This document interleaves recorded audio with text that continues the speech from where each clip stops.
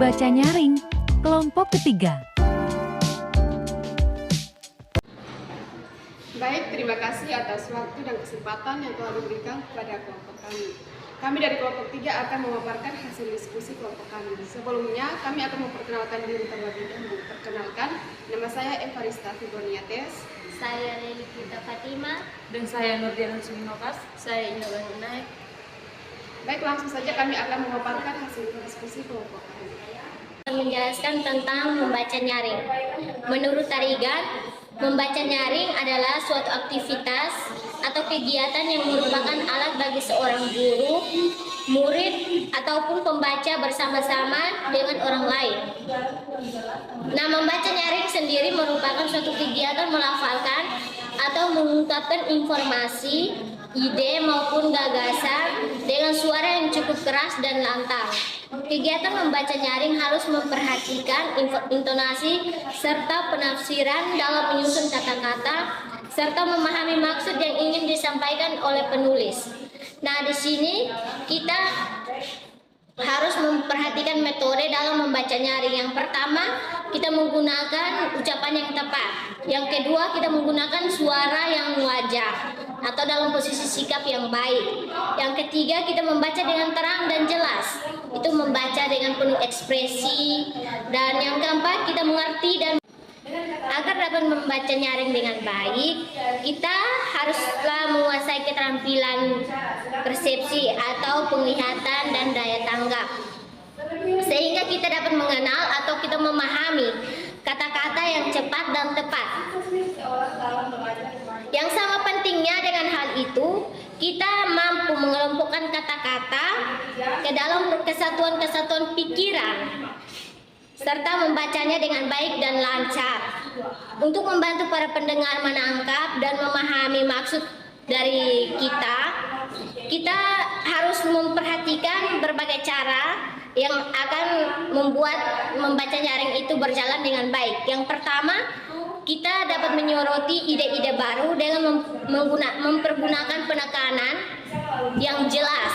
Yang kedua, kita dapat menjelaskan perubahan dari satu ide ke ide lainnya. Yang ketiga, kita dapat menerangkan kesatuan-kesatuan kata-kata yang tepat dan baik. Yang keempat, kita menghubungkan ide-ide yang bertautan dengan jalan menjaga suara agar tinggi sampai akhir dan tujuan tercapai. Yang kelima, kita menjelaskan klimaks-klimaks dengan gaya dan daya ekspresi yang baik dan tepat.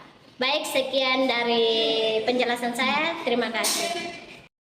Di sini saya akan menjelaskan sedikit tentang pengertian membaca. Membaca adalah salah satu sumber informasi yang berlimpah informasi. Ini seringkali disajikan melalui media tulisan, baik media cetak seperti buku, koran, dan majalah, maupun media elektronik. Menurut Tarigan, membaca merupakan suatu proses yang dilakukan untuk pembaca memperoleh pesan yang disampaikan penulisan melalui media bahasa tulis. Sekian dan terima kasih. Baik, terima kasih atas kesempatannya. Saya sebagai pemateri ketiga akan menjelaskan apa saja tujuan dari membaca nyaring itu sendiri.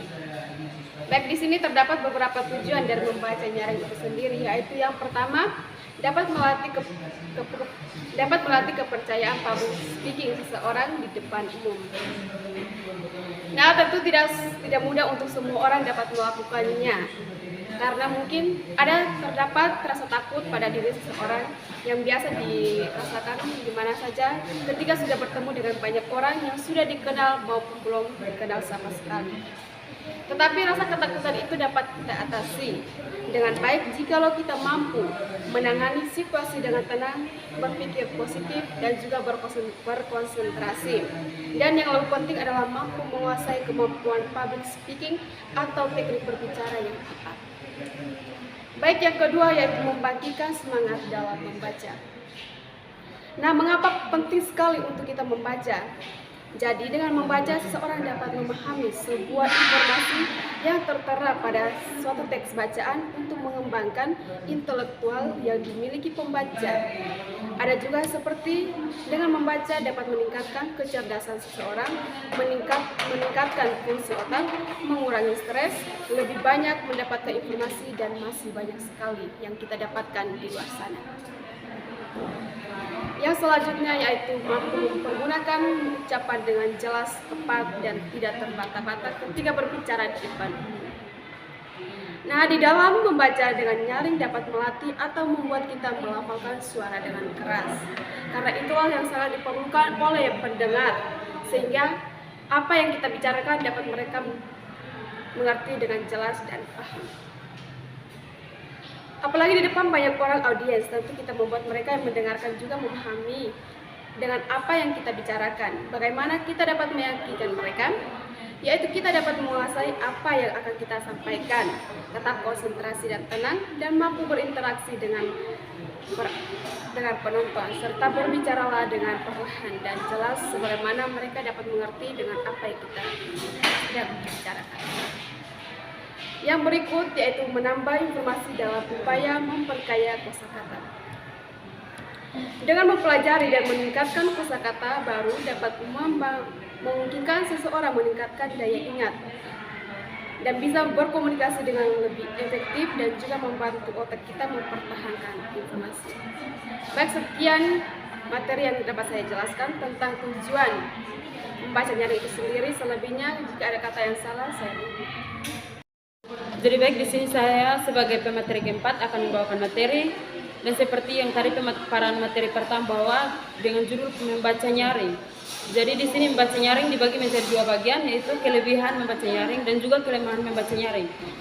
Jadi yang pertama kelebihan membaca nyaring dibagi menjadi dua bagian. Yang pertama, membaca nyaring digunakan sebagai metode yang tepat dan valid bagi seorang guru untuk menilai kemajuan dan keterampilan membaca yang berkaitan dengan intonasi, tekanan kata, pemecahan kata, fragmentasi frase, dan identifikasi kebutuhan pendidikan tertentu bagi siswa yang mampu meningkatkan keterampilan menyimaknya.